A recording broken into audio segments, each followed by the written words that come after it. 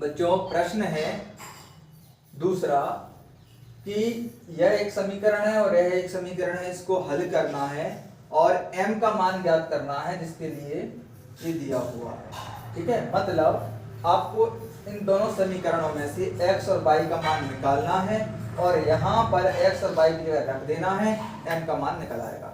इस सवाल को हम सॉल्व करेंगे बच्चों। तो सबसे पहले इसको हम समीकरण 1 मानते हैं, इसको समीकरण नंबर 2। अब इस समीकरण को, इन सवालों को किसी भी विधि से हल कर सकते हो, है ना। विलोपन विधि से हल कर सकते हो, प्रतिस्थापन विधि से कर सकते हो, किसी भी प्रकार से। ठीक है, तो हम प्रतिस्थापन विधि पढ़ रहे हैं तो उसी विधि से हल करते हैं। ठीक है, तो सबसे पहले क्या करोगे, समीकरण 1 से, समीकरण 1 से क्या करोगे आप, 2x + 3y = 3 = 11। तो बच्चों इसमें x का या y का किसी एक का मान निकाल लो। तो हम x का मान निकालते हैं तो 2x को इसी साइड रहने देते हैं, 11 x का है तो -3y। ठीक है, x की वैल्यू निकाली तो 11 - 3y, इसका कितना आया बच्चों, 2। ठीक है, ये निकल आया x का मान। चलिए इसको समीकरण नंबर 3 मान लीजिए। ठीक है, अब बच्चों क्या करेंगे, हम समीकरण 3 से x का मान समीकरण 2 में रख देंगे। ठीक है, यहां पर कर देते हैं। ठीक है, समीकरण 3 से x का मान 2 में प्रतिस्थापित करने पर। ठीक है, तो 2x की जगह लिख देंगे 11 - 3y = 2। ठीक है, ये लिख दिया, -4y और बराबर -24, यह दिया हुआ है। ठीक है, कोई दिक्कत, कोई दिक्कत नहीं। अब बच्चों क्या करेंगे, 2 से 2 कैंसिल हो गया, क्या आया, 11 - 3y -4y = -24।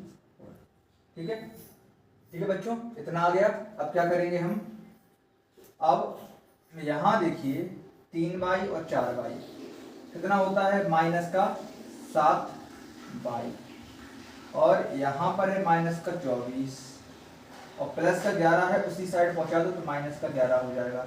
ठीक है, अब देखिए -7y और 24 और 11 कितने होते हैं, 35, कितना हो गया, -35। y की वैल्यू निकालेंगे तो -35 अपॉन -7, माइनस से माइनस कैंसिल, 7 पन्ना 35, यानी कि y की वैल्यू कितनी आ गई बच्चों, 5। y की वैल्यू 5 आई तो y का मान हम आप समीकरण 1 में रखोगे, किसमें, y का मान समीकरण 1 में, y का मान समीकरण 1 में रखोगे आप तो x का मान निकल आएगा। क्या निकलेगा, x का मान 11 - 3, y की वैल्यू कितनी आई है, 5, तो 5/2 कितना हुआ, 11 - 15/2।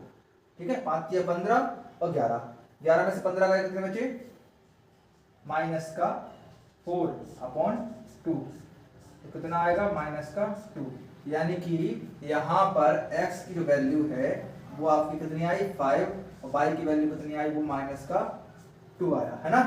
ठीक है, अब x और y के मान आप इसमें रखोगे क्योंकि आपको चाहिए m का मान। ठीक है, तो y का मान कितना है, -2।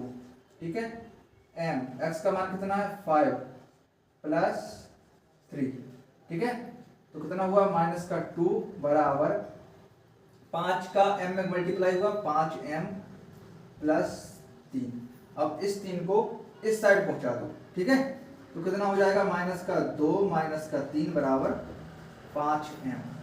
तो कितना होगा 5m का मान, -5, 3 और 2 कितना होता है, 5 होता है, तो m का मान निकालेंगे हम, किसका निकालेंगे, m की वैल्यू क्या आएगी, -5/5,